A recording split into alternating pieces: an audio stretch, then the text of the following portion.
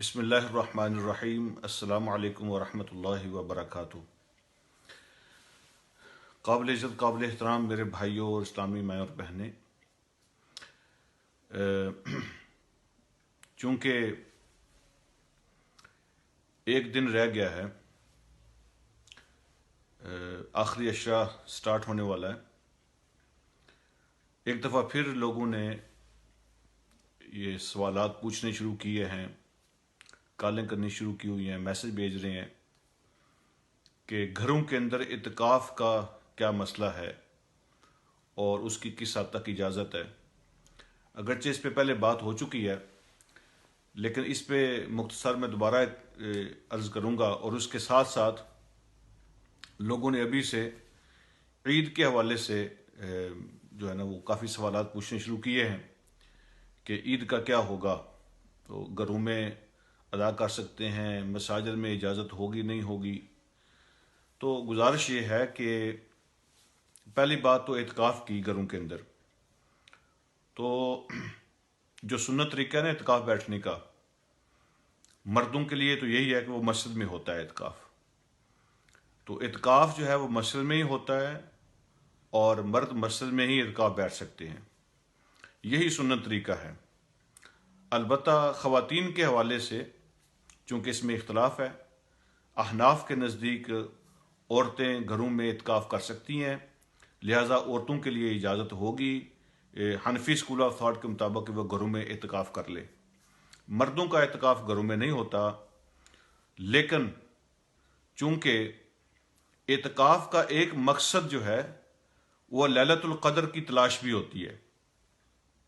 یہ بڑی سعادت کی بات ہے، لیلۃ القدر جس کو نصیب ہو جائے، وہ گھڑیاں وہ رات جس کو مل جائے، اس کی تلاش میں وقت گزارنا ہی ایک بہت بڑی عبادت ہے، اور اس کی خواہش رکھنا ہی بہت بڑی عبادت ہے، اس کے لیے کوشش کرنا ہی بہت بڑی عبادت ہے۔ اس کے لیے مسجد میں ہونا ضروری نہیں ہے، اس کے لیے اعتکاف میں بیٹھنا ضروری نہیں ہے۔ لہٰذا میری گزارش ہوگی کہ اگرچہ مردوں کا اعتکاف مسجد میں ہی ہو سکتا ہے، گھروں میں اعتکاف نہیں ہوگا، لیکن جو آخری 10 دن ہیں اور ان میں بھی اسپیشلی جو طاق آتے ہیں، تو آپ کوشش کریں کہ اپنی فیملی کے ساتھ، بچوں کے ساتھ شب بیداری کریں، رات کو جاگیں اپنے بچوں کے ساتھ اور اپنی فیملی کے ساتھ، اللہ رب العالمین کی عبادت میں، اللہ کے ذکر میں، تسبیحات میں، تلاوت میں وقت گزاریں، رات گزاریں، اور اللہ رب العالمین کے حضور لیلۃ القدر کی تلاش کی کوشش کریں۔ تو اللہ کی رحمت سے امید ہے کہ آپ کا یہ گزارا ہوا وقت جو ہے نا وہ ضائع نہیں ہوگا، کوئی صورت نہیں ہے ضائع ہونے کی، اور اللہ رب العالمین آپ کی عبادات کو قبول فرمائیں گے، اور یہ بچوں کی تربیت کا بہت اچھا موقع ہوگا آپ کے پاس، آپ ان کو بہت سی چیزیں سکھا سکتے ہیں اس طریقے سے۔ تو آپ بچوں کے ساتھ شب بیداری کریں آخری عشرے میں، اور اسپیشلی جو طاق راتیں ہیں اس کا پورا پلان بنائیں کہ ہم یہ اور یہ اور یہ کریں گے طاق راتوں کے اندر سحری تک، اور آخر میں پھر تہجد پڑھ کے تو پھر سحری شروع کر لیں۔ تو اس طرح بچوں کی تربیت بھی ہوگی، گھر میں خیر و برکت بھی ہوگی، اور آپ کا وقت جو ہے نا آخری عشرہ عبادات میں بھی گزرے گا، اور اللہ کی رحمت سے امید ہے کہ آپ کو لیلۃ القدر کی سعادت بھی نصیب ہوگی۔ یہ تو بات ہو گئی اعتکاف کی۔ اب جو دوسرا سوال آ رہا ہے وہ گھروں میں عید نماز پڑھنے کا ہے۔ تو گزارش یہ ہے کہ اسپیشلی یورپ میں اور امریکہ میں اور کینیڈا میں تو ابھی لاک ڈاؤن چل رہا ہے، تو یہ چونکہ قانون کی بھی خلاف ورزی ہے، ابھی تک انہیں اجازت نہیں دی ہے، تو مسجدیں بند ہیں، تو گھروں میں عید کے بارے میں کیا حکم ہے؟ اس حوالے سے علماء کے اندر اختلاف ہے، اور جب اختلاف ہوتا ہے نا کسی مسئلے کے اندر، تو یہ امت اگر نیک نشتی کے ساتھ دلائل کی بنیاد پر لاجک کی بیس پہ اگر اختلاف کرتی ہے تو وہ رحمت ہوتا ہے۔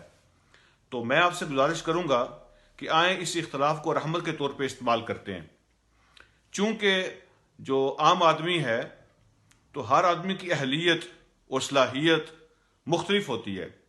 وہ لوگ جنہوں نے کبھی جماعت نہیں کروائی ہے، ظاہر ہے ان کے لیے بڑا مشکل ہے جماعت کروانا، تو اس میں جو علماء کے اختلاف ہے اس سے فائدہ اٹھاتے ہوئے عید کی نماز کے لیے جو آپشن ہے وہ میں آپ کے سامنے رکھ دیتا ہوں کہ ان میں یہ بھی ہو سکتا ہے، یہ بھی ہو سکتا ہے، یہ بھی ہو سکتا ہے۔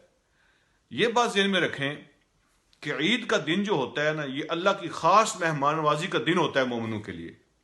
دونوں عیدوں کا دن جو ہے اللہ رب العالمین کی خاص مہمان نوازی کا دن ہوتا ہے اہل ایمان کے لیے. تو اللہ رب العالمین کی مہمان نوازی کا جو دن ہے، اس کو اللہ کی عبادت کے ساتھ ہی شروع ہونا چاہیے. کوئی نہ کوئی شکل اللہ کی عبادت کی ہی ہونی چاہیے. تو عید کے حوالے سے جو علماء کا اختلاف ہے، اس سے فائدہ اٹھاتے ہوئے میں سمپلیفائی کرتا ہوں، سادہ طریقے سے کچھ آپشن آپ کے سامنے رکھتا ہوں. ان میں سے جو بھی آپشن آپ کے لیے قابل عمل ہوگا، آپ اس پہ عمل کر سکتے ہیں. ظاہر بات ہے، میں نے پہلے عرض کیا کہ مختلف لوگوں کو ان کی اہلیت صلاحیت مختلف ہوتی ہے. کوئی کام جو ہے کچھ لوگ کر سکتے ہیں، کچھ لوگ نہیں کر سکتے. تو وہ لوگ جو بالکل ہی جماعت نہیں کروا سکتے اپنے گھروں کے اندر، یعنی کبھی نہیں کروائی، رمضان میں بھی نہیں کی ہے، ان کے لیے مسئلہ ہے. جو لوگ اپنے گھروں میں جماعت نہیں کروا سکتے کسی قسم کی بھی، تو ان کے لیے گزارش یہ ہے کہ عید والے دن صبح تیار ہو کے عید کے باقی جو کام ہے، نہانا دھونا، صفائی کرنا، اچھے کپڑے پہننا، وہ سارے کریں. اور اس کے بعد اپنے گھر میں 2 رکعتیں یا 4 رکعتیں، صلاۃ الضحیٰ جس کو کہتے ہیں، صلاۃ الضحیٰ، وہ پڑھ لیں. یہ جو ہے نا، ہماری فقہاء کی کتابوں میں یہ باتیں ملتی ہیں کہ وہ لوگ جو عید کی نماز میں شامل نہ ہو سکیں تو صلاۃ الضحیٰ پڑھ لیا کریں. تو اللہ رب العالمین کے ذکر سے، اللہ کی عبادت سے اور نماز سے ان کے دن کا بھی آغاز ہوگا. تو ان سے گزارش ہے جو بالکل جماعت نہیں کروا سکتے، تو ان کے لیے آپشن یہ ہو سکتا ہے کہ وہ 2 یا 4 رکعتیں صلاۃ الضحیٰ جیسے عام نفل پڑھے جاتے ہیں، 2 کر کے 4 رکعتیں پڑھ لیں یا صرف 2 رکعتیں پڑھ لیں. تو اللہ کی مہمان نوازی کے دن کا آغاز ان کا عبادت سے ہو جائے گا. وہ لوگ جو جماعت تو کروا سکتے ہیں لیکن وہ کنفیوز ہو جاتے ہیں کہ تکبیریں پڑھنا ان کے لیے مشکل ہے. ظاہر ہے عید کی نماز جو ہے بعض اوقات عام علماء جو ہے وہ بھی کنفیوز ہو جاتے ہیں، سال میں ایک دفعہ یہ کام ہوتا ہے. تو وہ لوگ جو جماعت تو کروا سکتے ہیں لیکن تکبیریں پڑھنا ان کے لیے مشکل ہے، تو ان کے لیے گزارش یہ ہے کہ وہ جماعت کے ساتھ 2 نفل پڑھ لیں. جماعت کے ساتھ 2 نفل پڑھ لیں، بغیر تکبیروں کے ہی پڑھ لیں. ٹھیک ہے جی.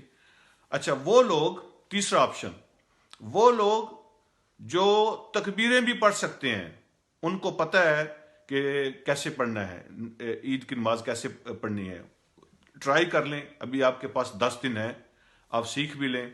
پہلی رکعت میں کب، کوئی خاص مسئلہ نہیں ہے، ایکسٹرا تکبیریں کہنی ہوتی ہے نا، تو ایکسٹرا تکبیریں کہہ لیں.